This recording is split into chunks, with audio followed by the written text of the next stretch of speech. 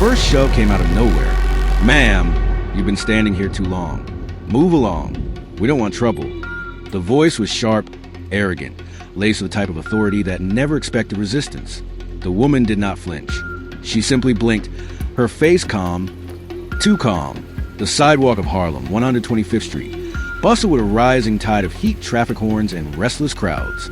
In the middle of all that motion, a lone black woman stood still, a tote bag hanging from one shoulder, her other hand wrapped around a takeaway cup from a cafe.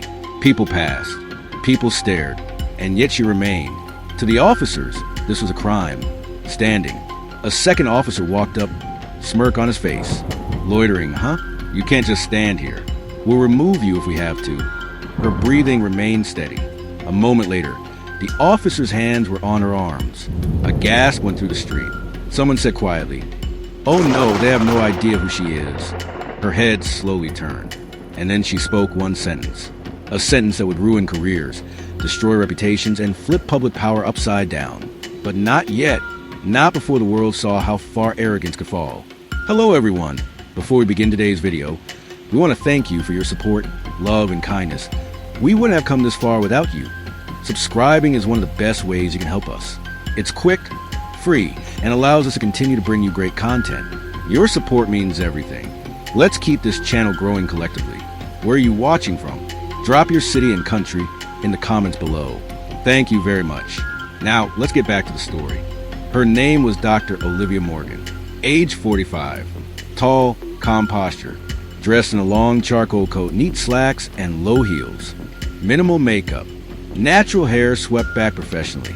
She waited, sipping her coffee, studying the street like she was reading something deeper. Patterns, tension, people. She wasn't blocking traffic. She wasn't disturbing anyone. She was simply standing. But in New York, on certain streets, with certain faces, existence itself offended someone. Two cops approached like wolves who smelled weakness. Officer Sean Mercer, late 30s, white tall, square jaw, rigid posture. Officer Tyler Hodge, early 30s, white shorter, quick, eager to impress. They didn't know her name.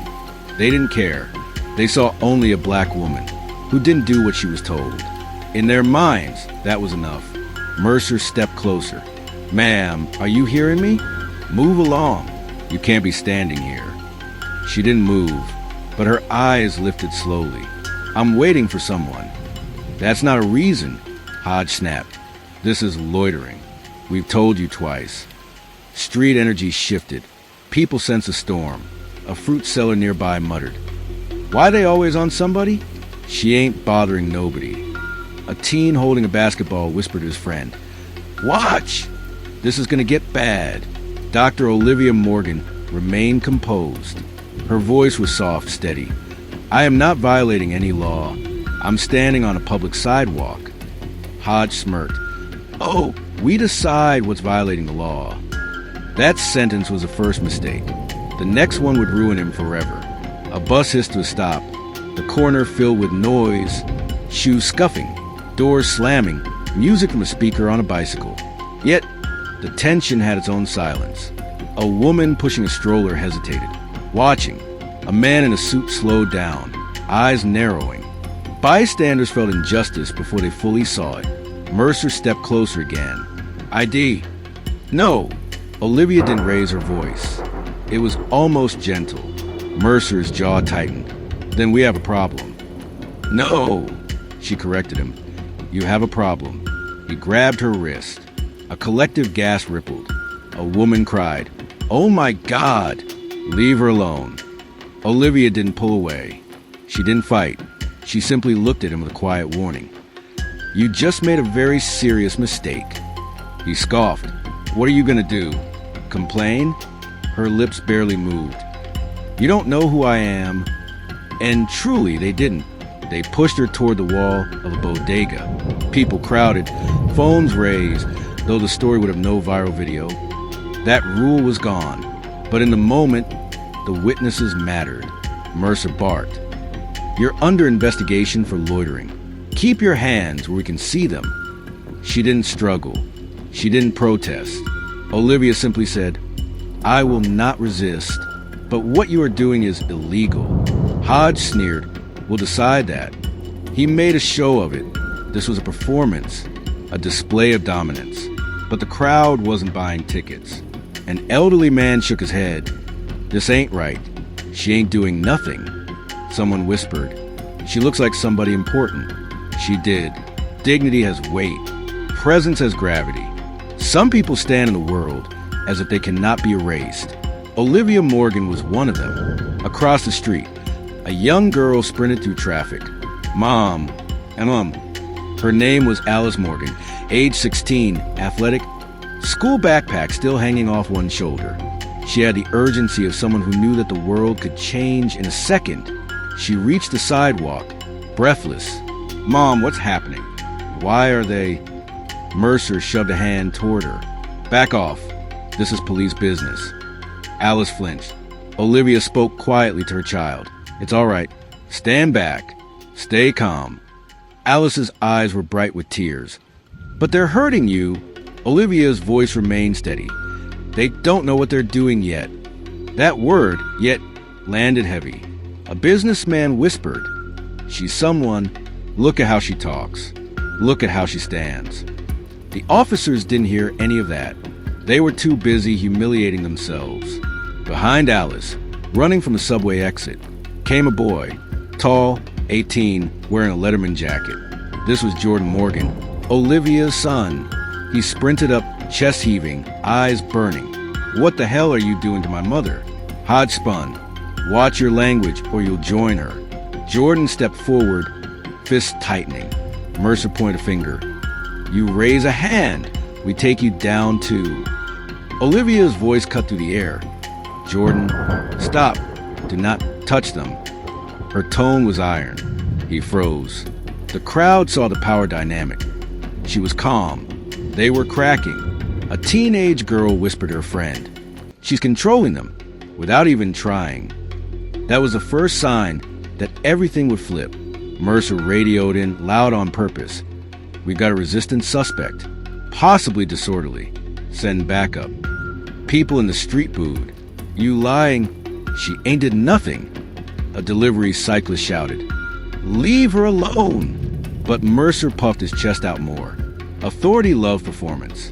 He grabbed Olivia's wrist harder and tried twisting her arm behind her back. Alice screamed. Stop. Stop hurting her. Olivia hissed softly in pain, but still controlled. You're violating my civil rights. Hodge spit words. You're loitering. We warned you. Loitering is not a crime, she answered calmly. You were standing here suspiciously. Alice yelled. She was waiting for me. That didn't matter. Because the moment racism finds a reason, facts become irrelevant. Mercer started pulling handcuffs. That was when it changed. Olivia lifted her chin. She spoke a single sentence. A sentence that cut through every sound. A sentence that detonated careers. Her voice was level, dignified, unshakable. I am the deputy mayor of New York City.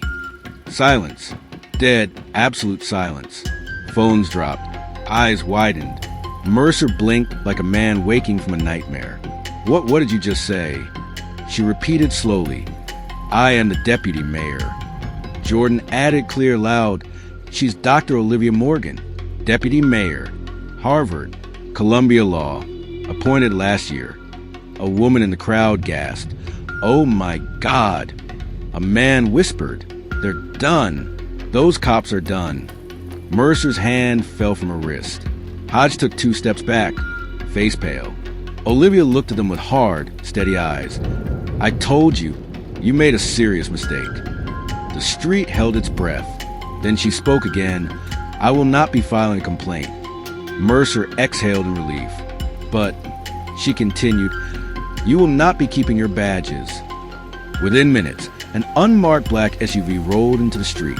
Doors opened. Security details stepped out. The crowd parted. Jordan whispered. Mom, they called them? No, Olivia said. I did not need to call anyone. The SUV was already there, because power recognizes power. A tall woman in a navy suit stepped out. Director of Public Safety. 2 aides followed. She approached the corner, eyes sharp. Dr. Morgan, are you all right? I am. Olivia answered. "But these officers are not," Mercer stammered. "And ma'am, we didn't know." Olivia's gaze was ice. That is the problem. Her children stood behind her, Alice wiping tears, Jordan standing protective. The city watched. Suddenly, the performance changed. This was no longer a show of dominance. This was exposure. The highest-ranking official on the street was not Mercer, not Hodge. It was the woman they had tried to humiliate. And now the crowd saw power was never in the badge. Power was in dignity. More vehicles pulled up. A police captain stepped out, then a lieutenant, then internal affairs. The sidewalk became an arena. The captain approached, hat tucked under her arm. "Dr. Morgan, what happened here?" Olivia spoke calmly. "Your officers attempted to intimidate and detain a citizen for standing on a public sidewalk. They refused to listen, used force, and created false claims. If I were not who I am, this would have ended differently." She didn't raise her voice. She didn't need to. The captain's jaw tightened. Behind her, other officers looked ashamed. Mercer tried defending himself. "We thought she was loitering. She wouldn't move. She didn't show ID." Olivia stared at him. "You are trained to evaluate danger. And yet, you saw danger where there was none. You saw a woman standing, and you decided she was a threat." The captain sighed. "Remove their badges. Both of them." Hodge whispered. "No, no, no, no." Mercer swallowed hard, his face collapsing. The crowd erupted. "Good. That's what y'all get. You can't treat people like trash." Alice hugged her mother. Jordan put an arm around his sister. Olivia stood tall. Humiliated moments had transformed into justice. And the street learned something. Respect cannot be demanded, only earned. Internal affairs approached. They spoke quietly with Olivia. People tried to hear. A fruit vendor leaned over his cart. Was she telling them? "We can hear about this." A woman with a stroller whistled. "She's not done. You can tell." Olivia said simply, "Not here. We'll proceed formally."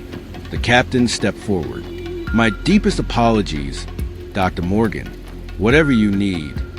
Olivia cut her off gently. "I don't want apologies. I want accountability." She turned to the crowd. Her voice rose, not loud, but incredibly clear. Every New Yorker has the right to exist in public space. Standing is not a crime. Watching your child walk down the street is not a crime. Breathing is not a crime. People nodded. Eyes burned. Tears formed. Mercer and Hodge stared at the pavement. Olivia's final words drifted through the air like judgment. "Today, you misuse your authority. Tomorrow, you will answer for it." The captain nodded. "Yes, ma'am." People didn't leave. They stayed. They whispered. They stared at Mercer and Hodge like men whose futures were dissolving. A man said, "I've seen so many times, but this time she had power." A teenage boy murmured, "Someday that could be me. I just hope someone's watching." Olivia and her children walked away slowly, escorted by security. Alice looked up. "Mom, if we weren't here, they could have taken you." Olivia answered, "If you were not here, I might have been invisible." Jordan looked back at the cops, bitter. They thought they could do anything. Olivia's answer was a whisper. They thought wrong. The street hummed. The sun dipped behind the buildings. Chapter 1 of the humiliation had ended, but consequences were only beginning, because the most powerful truth was coming. Olivia Morgan wasn't just deputy mayor. She was the architect of a new city policy. And tomorrow morning, she would unleash it on every badge in New York. The city had turned to whispers. Every corner, every doorway, every phone call among neighbors carried the same story. They harassed the wrong woman. But on the second night after everything happened, a black SUV with government plates rolled quietly into Brooklyn Heights. Inside was Colonel Denise Parker, the woman those cops once dragged, shoved, and humiliated in front of strangers. She stepped out, wearing full dress uniform. Her boots hit the sidewalk with controlled steel. She was not the same woman leaning against a wall, silent and exhausted. Now she was the one being saluted. The police precinct had been silent since the suspension notices landed. Each cop's name had been printed in bold on the department board. Suspended pending investigation. Whispers slid through every hallway. No one dared speak too loudly. Captain Alvarez paced his office, sweating. He had spent 24 hours trying to call Denise, desperate to apologize, to explain, to salvage his career. His voice messages were a long list of trembling regret. Not once did she return his calls. He knew why. He knew what she was now. Not a civilian, not a nobody, a United States Army colonel. He had mocked her uniform in front of others. He had ordered her detained. He had sneered. You people think you can stand anywhere you want. Those words haunted him. Now every time he closed his eyes, he saw her face staring back, calm, proud, controlled. Even while her dignity was being stripped, in the neighborhood, people talked about her like a legend. The bakery owner who had watched from behind the glass window now told every customer. She stood like a mountain while they pushed her. I've never seen a person so composed. A young mother who held her son's hand that day whispered, I didn't know the military still produced such strength. I wish my boy grows up like that. Teenagers shared clips of the aftermath across their group chats. Officers frozen when the badge appeared. Neighbors gasping. Denise walking away without raising her voice. Even though no one filmed the assault itself, the world understood the violence through the reactions. The city was ashamed. The police department was terrified. Day 3. The hearing room inside the precinct was packed. Officers, union reps, city officials. Cameras, not media. Internal record. Denise entered in uniform. Every spine straightened. Her ribbons glowed. Her posture was unbreakable. Captain Alvarez tried to greet her. She simply looked at him. Not hate, not anger, just truth. The disciplinary commander read the charges. Excessive force, improper detainment, harassment, derogatory language. Alvarez tried to present his defense. We didn't know who she was. The commander slowly raised his head. His voice was ice. That's exactly the problem, Captain. That statement says everything. Denise spoke only once. Her voice was low, steady, lethal. I did not identify myself as military because I wanted to see how you would treat me as a black woman standing on a sidewalk. I didn't have to wait long. A ripple passed through the room. No one looked up. Outside the hearing, lawyers paced, whispering frantically. One muttered, Do you understand who she trains? She trains officers to operate in war zones. She teaches ethics, leadership, de-escalation. We shove her against a wall on a quiet Brooklyn street. Another lawyer whispered, This will cost the city millions if she sues. Someone else replied, She won't sue. She's not after money. That's what scares me. She's after something bigger. They looked through the window. Denise was sitting at a table, calm as stone. Later that evening, she was invited to a community forum at a local library.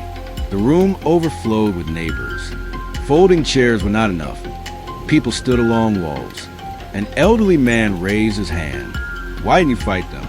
Why didn't you shout? Her answer was quiet. Because if I shout, I become the threat. If I resist, I become the criminal. My silence was not weakness. It was strategy. A woman in tears spoke, but they disrespected you. Denise nodded slowly. Disrespect does not reduce my dignity. Their actions reveal their character, not mine. The room fell silent. Then applause. Long, thunderous. She did not smile. She simply nodded at the precinct. The officers who had shoved her were furious at Alvarez. They blamed him. They cursed him in hallways. One officer shouted, You said she was just loitering. Just another nobody standing around. Alvarez slammed his fist on his desk. She outranks every person in this building. We humiliated a colonel on a sidewalk. Silence swallowed the room. The youngest officer whispered, We didn't even ask her if she was okay. That was when it hit them. They had treated her like an obstacle, not a person. A week later, at a press conference in City Hall, the mayor announced, We are implementing mandatory de-escalation and bias training, led personally by Colonel Denise Parker. Reporters gasped. Cameras flashed. This was not punishment. This was transformation. Someone asked, "Did she request this?" The mayor answered, "No, she offered." That was when the city understood who she truly was. A woman who did not seek revenge. She sought change. Inside a large lecture hall, dozens of officers sat at desks, arms crossed, defensive. Denise entered in uniform. Her presence filled the room. She spoke without anger, without arrogance, just truth. "Many of you fear me, but I am not here to destroy you. I am here to teach you how to avoid destroying yourselves." She clicked a remote. A photo appeared on the screen. A quiet Brooklyn sidewalk. She stood there, not in uniform, just a woman leaning against a wall. This is how humanity tests us, not on battlefields, on sidewalks. Then she said something that changed everything. "I was harassed that day not because I was a threat, but because some officers could not imagine that a black woman could hold power." No one breathed. One officer in back whispered, "She's right." After the session, a veteran officer approached her with tears in his eyes. "I've been doing this for 20 years. I never stopped to think how my assumptions could hurt someone. I'm sorry." She placed a hand on his shoulder, gentle, steady. Apologizing privately is easy. Apologizing publicly is courage. He stepped onto the small stage and spoke. His voice shook. "We failed. We disrespected her. We disrespected the badge. We're better than this. We have to be." The room erupted with applause. Not for him, for growth. At the precinct, disciplinary decisions were posted. Captain Alvarez read his fate. Demoted, loss of command, 6-month suspension. He closed his eyes, breathing in regret. He remembered the moment in the street when he sneered. "People like you are always hanging around." Now that sentence was carved into his soul. He left the building through the side door, head low. Reporters shouted questions. Cameras clicked. Community members watched as he walked down the sidewalk. A woman said loudly, "Did you learn something?" He stopped, nodded once, then walked away. The officers who shoved her, who mocked her, who tried to order her around, they now stood in uniform at her training sessions, taking notes like students in front of a professor. Every lesson cut deeper. Power is not the ability to force. Power is the ability to respect. One officer whispered to another, "We did this to her. Now she's teaching us." The other replied, "That's why it's so powerful." A month later, the mayor hosted a public ceremony in a park. Crowds gathered. Media came. Children held banners. Respect every citizen. Denise stood on the stage beside city leaders. The mayor introduced her. The city owes its dignity to her courage. She stepped forward, voice steady. "I didn't want anyone punished. I wanted everyone educated. Justice is not revenge. Justice is improvement." People cheered, not like fans, like witnesses to a transformation. That night, she returned to her apartment. She removed her uniform, hung it carefully, and sat by the window. The city lights glittered below. She closed her eyes, not because she was tired, but because she finally felt at peace. Her phone buzzed with messages. "Thank you for what you did. You changed the city. My daughter feels safer now.